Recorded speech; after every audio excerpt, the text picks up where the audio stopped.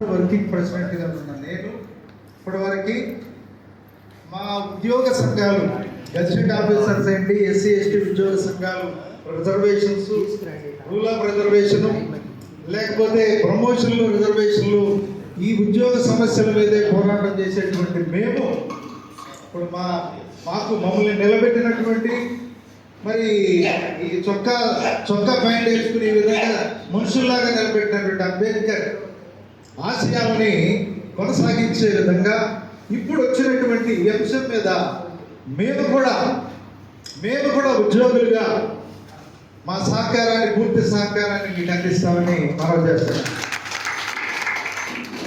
మొట్టమొదటిగా ఇటువంటి అద్భుతమైన సభ చాలా చాలా క్రిటికల్గా డిస్కస్ చేయడం జరిగిన అంశం మీద, వర్గీకరణ అంశం మీద మరి వినోద్ గారి దగ్గర నుంచి, శశిభూషణ్ గారి దగ్గర నుంచి, అన్న తమ్ముడు అందరూ కూడా అద్భుతమైనటువంటి డిస్కషన్ చేయడం జరిగింది. ఇది నేను అనుకుంటా ఆంధ్రప్రదేశ్లో రాబోయేటువంటి ఒక బలీయమైన దళిత ఉద్యమానికి ఇది ఒక నాందేమో అనుకుంటాను. ఎవరిని తీసేయటం లేదు, ఇది అసలు రోజుల్లో జరగాల్సిన చర్చ.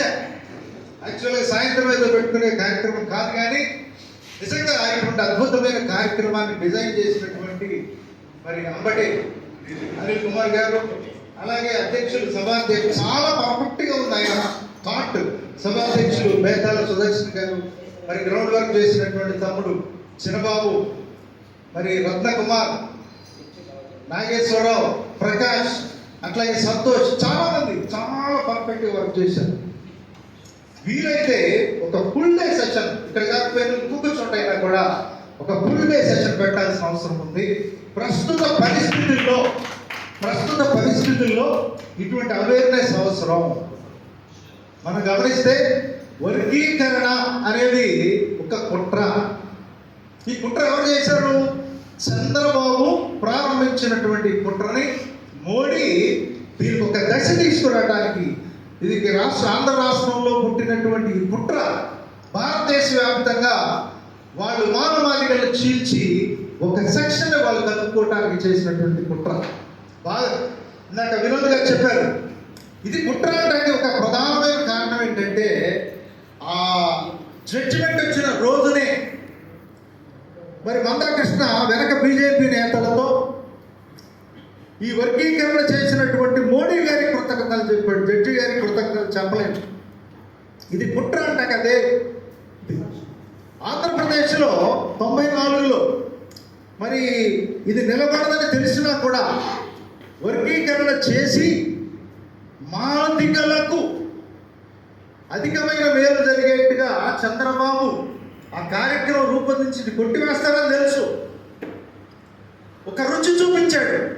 రుచి చూపించిన తర్వాత మందాకృష్ణ ఒక మాలవాడు వస్తే, ఒక త్రాసుబాబు వస్తే త్రాసుబాబు వదిలే మాలని అనేటువంటి ఒక రకమైనటువంటి ద్వేషపూరితమైన కార్యక్రమం పెట్టి చేసిన సంగతి మనకు తెలిసింది.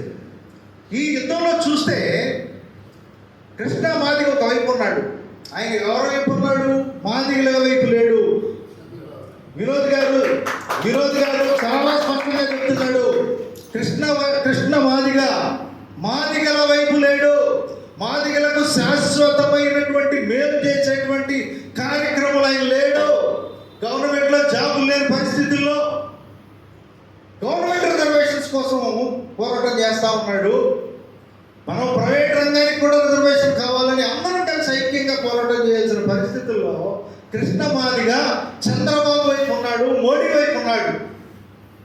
ఈ రోజున తమ్ముడు చెప్పినట్టుగా మానవులే ఒక పిచ్చి కుక్కల్లాగానో, లేకపోతే వాళ్ళ ఎస్సీ క్రీమ్ అంతా కూడా మింగేసినటువంటి వారిగా ప్రొజెక్ట్ చేస్తున్నటువంటి మానవ తరపున ఎవరున్నారు? జగన్మోహన్ రెడ్డి ఉన్నాడా? లేకపోతే కేసీఆర్ ఉన్నాడా? ఎవరున్నారు? ఎవరు లేరు. ఇది గమనించాలి. ఒకటి. రెండవది, ఈ మానవులందరూ కూడా ఈ రోజున వర్గీకరణ ఈ జడ్జిమెంట్ వచ్చిన దగ్గర నుంచి కూడా వివిధ ప్రాంతాల్లో వందల సభలు జరుగుతున్నాయి. మానవ మేధావులు ఎవడో బాబావుడు బాబా మీ అంటారు. ఏమంటే హర్ష్ కుమార్ దగ్గర నుంచి సునీల్ కుమార్ దగ్గర నుంచి, విజయ్ కుమార్ దగ్గర నుంచి, ఏమంటే ఎన్నెన్ని సభలు గమనించాలి. మనం ఈ విధంగా డివైడ్ అయిపోయి చీలిపోతే మానవ కోసమే కాదు, దళితులందరి రాజ్యాధికారం కోసం ముందు మానవులంతా ఐక్యం కావాలి. ఐక్యమయ్యి బాబు రే నీ కోసం కాదని జరుగుతున్నదని మాటికల్ని అభివృద్ధి చేయాల్సిన పరిస్థితి. నువ్వు నేను కలిసి 15% కాదు, మన జనాభా ప్రాతిపదికన మేమెంతో మాకంత 27% మాకు రిజర్వేషన్లు కావాలి అని ఐక్యంగా పోరాటం చేయాల్సిన బాధ్యత పెద్దన్నగా మాలల మీద ఉంది అని మనం వచ్చేస్తున్నాం. మాలలు దళిత జాతికి పెద్దన్నలు, చదువుకున్నవారు, తెలివిగలవారు, నాయకత్వం పట్టిమ ఉన్నారు. అయితే చీలిపోయినారు. ఇప్పుడు నేను మనం చేస్తున్నది బేతాల సుదర్శన్ గారు కానీ తమ్ముడు చాలా శక్తివంతంగా పనిచేస్తున్నాడు. మా పంచాయతీ రేడియో డిపార్ట్మెంట్లో ఇంజనీర్ ఉద్యోగానికి కూడా రాజీనామా చేసి చాలా శక్తివంతంగా పనిచేస్తున్నారు. మిమ్మల్ని కోరేది ఏంటంటే ఈ సోకాళ్ళు మాల ఉద్యమాలు, ఈ సోకాళ్ళు ఉద్యమాలన్నింటినీ కూడా ఒక తాటి మీదకి తీసుకొస్తే ఉంటది. చంద్రబాబుకి మోడీ కూడా ఎక్కడ పేరాలో అక్కడ పేలిపోతుంది. గమనించండి ప్రియ మిత్రులారా, మనమంతా మరి తెలంగాణ నుంచి కూడా మిత్రులు వచ్చారు, వాళ్ళకి కూడా సమయం నేను ముగిస్తున్నాను. మనం ఒక తాటి మీదకి వస్తే దళిత జాతికి మేలు. కుట్ర ఎందుకు జరిగింది?